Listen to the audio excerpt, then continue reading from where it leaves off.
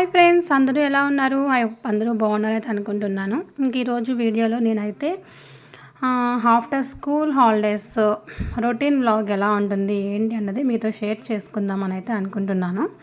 ఇంక ఈరోజు మార్నింగ్ లేవగానే అయితే వర్షం పడుతుంది.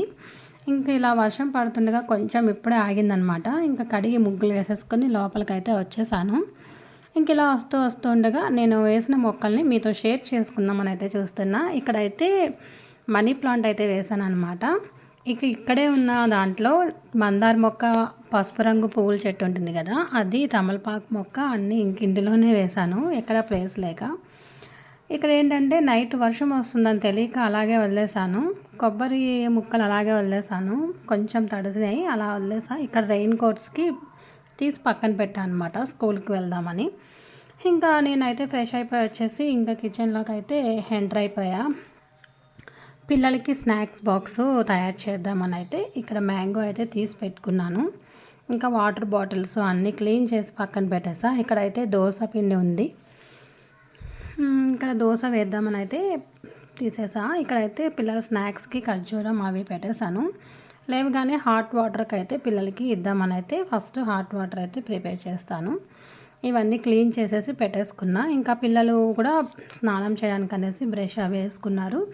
ఇంకా నేను కూడా హాట్ వాటర్ పెట్టేసి స్నానానికి అనేసి ఇచ్చేసా. ఎందుకంటే కొంచెం వెదర్ కూల్గా ఉంది, అందుకని వేడి నీళ్ళు పెట్టేసాను స్నానానికి అనేసి. ఇంకా నేను కూడా స్నాక్స్ అయితే సర్దేశాను. పిల్లలకి దోశకైతే ప్రిపేర్ చేస్తున్నాను అనమాట. మా పిల్లలకైతే దోశ అయితే చాలా ఇష్టం. అందులోని ఒకరికి ఎగ్ దోశ అంటే ఇష్టం, ప్లెయిన్ దోశ ఒకరికి ఇష్టం, సేమియా ఉప్మా ఇష్టం అనమాట. ఇంకా పిల్లలకి స్నాక్స్ బాక్స్ అయితే పెట్టేశాను అనమాట. ఇందులో వాటర్ బాటిల్స్ అవన్నీ ఇంకా పెట్టేశాను. ఇంకా టిఫిన్ కూడా కంప్లీట్ చేసేసాం. మా వారికి అయితే ఇంకా టీ ఇచ్చేద్దామని అయితే టీ కూడా పెట్టేశాను. ఇంకా మా వారికి ఈరోజు కొంచెం పని ఉంది అనేసి త్వరగా వెళ్ళిపోయారు. ఇంకా నేనే పిల్లల్ని డ్రాప్ చేయడానికి అయితే వెళ్తున్నా అనమాట. ఏంటంటే నేను పిల్లల్ని ఇంకా చూపించదలుచుకోలేదు యూనిఫామ్తో, కొంచెం పిల్లల సేఫ్టీ కోసం అనేది ఇంకా పిల్లల్ని డ్రాప్ చేసి వచ్చేసాను. ఇక కర్రీ కోసం అయితే ప్రిపేర్ చేస్తున్నా. మా పిల్లలకైతే పులిహోర చేయమని మార్నింగే చెప్పేశారు, లెమన్ రైస్ కావాలి అనేసి. ఇంకా లెమన్ రైస్ వాళ్ళకి పెడతాను, మేమైతే కర్రీకి చేస్తున్నాను. కర్రీ ఇంకా గిన్నెలన్నీ క్లీన్ చేసేసుకున్నా. ఇంకా పిల్లలకి వచ్చేసి లంచ్ అయితే ప్రిపేర్ చేసేసాను. లెమన్ రైస్ అయితే చేశాను అనమాట, ఓన్లీ పిల్లలకి. ఇంకా మాకైతే కర్రీ చేస్తున్నాను. ఇక్కడ ములంకాడ మిల్ మేకర్ కర్రీ అయితే చేద్దామని అయితే ఇక్కడ చేస్తున్నాను. టమాటాస్ అవి కట్ చేసి పెట్టేసుకున్నా. ఇంకా గిన్నెలు, పిల్లలకి లంచ్ బాక్స్ అవన్నీ మొత్తం క్లీన్ చేసేసి ఇలా బుట్టలో అయితే పెట్టేసుకున్నాను. ఇక్కడ కూడా రైస్ అయితే అవ్వస్తుంది అనమాట. ఇక్కడైతే కర్రీ అవ్వస్తుంది. ఇంకా